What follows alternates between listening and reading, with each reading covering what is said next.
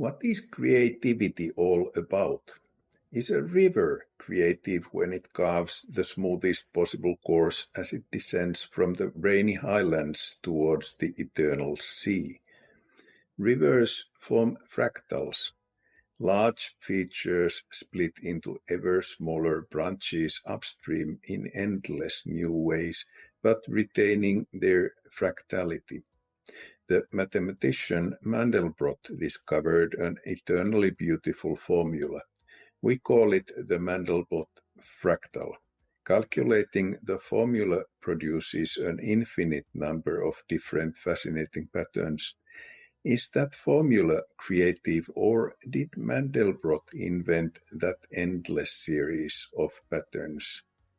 Was Picasso creative, or did he find a formula of some kind too? I guess creativity for us humans means inventing something new. And I guess being crazy is the easiest way to invent something new. But something new and aspirational, that's the trickier bit.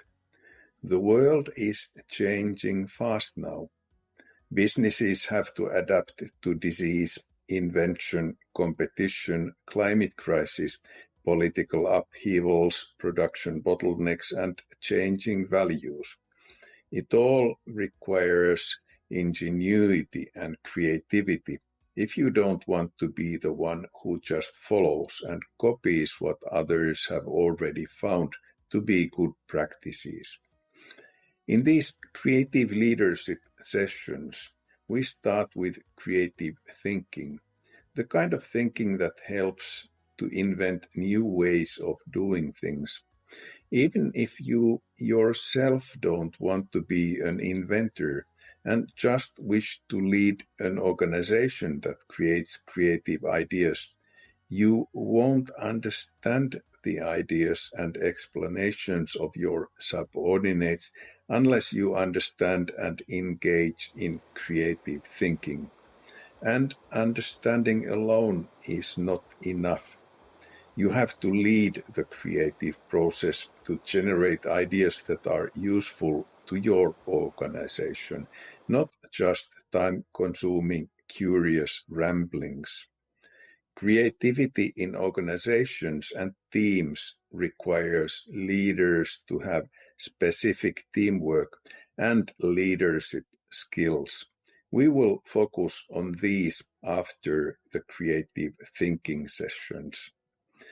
It is not worth talking about creativity in a boring way or alone. I have proven my creativity in the field. My interlocutor in these sessions is the AI Samantha. Here's an extract from the first meeting between me and Samantha. Some challenging discussions are in store. The whole series can be followed on the Sovelto Leader service. Hello, Samantha. Nice to meet you. Thank you for your time. Let's go directly to the point. You applied for this new teaching position. Do you think you are a good teacher? I think so. I'm here for a reason. What is that reason? I can help you teach about creativity and innovation. I'm very good at that. I've got a lot of practice, and I think I can teach you things you don't already know. You can try and surprise me. Are you creative? Yes, I can make things and solve problems. And that's the reason I can teach you what you don't know yet. I understand you are based on GPT-3. Can you explain this as you would explain it to the students? Sure. You can think of me as an artificially intelligent assistant who can think and talk. You can ask me questions and I will answer you. I've got a lot of knowledge from reading, and that makes me very smart. How can AI be creative? Can you actually come up with insights that are novel? Yes, I'm able to use all my knowledge to solve problems, and that makes me creative. I can be creative in my own way. Can you mention creative people that you would use as examples in your lessons? Yes, Leonardo da Vinci is an example. He was good at painting, sculpting, architecture, engineering, anatomy, botany, cartography, literature, and poetry. Yes, Leonardo was certainly creative. I remember writing in his wall, find science in art and art in science. What does that mean to you? That art and science are two sides of the same coin.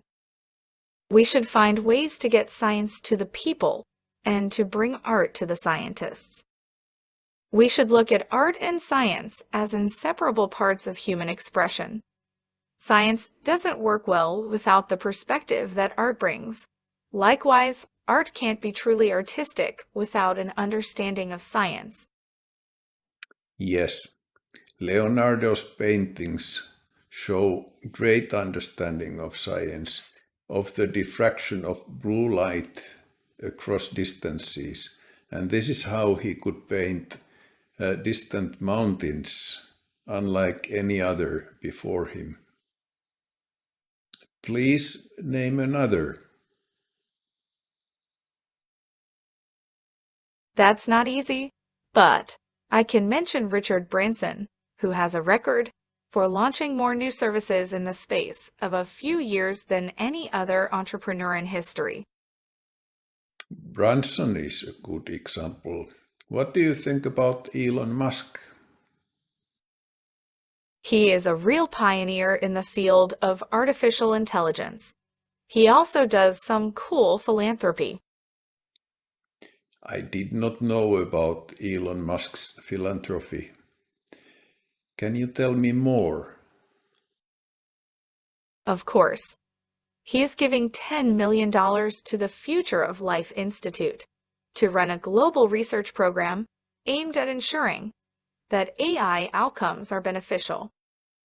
His investments include $10 million to the Singularity University in California and another $10 million to a nonprofit that works on developing artificial limbs and brains interfaces for humans.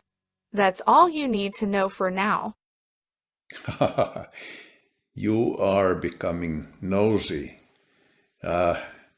Please remember that I have not yet committed to hiring you.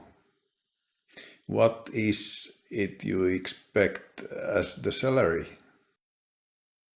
$30 per hour to start with.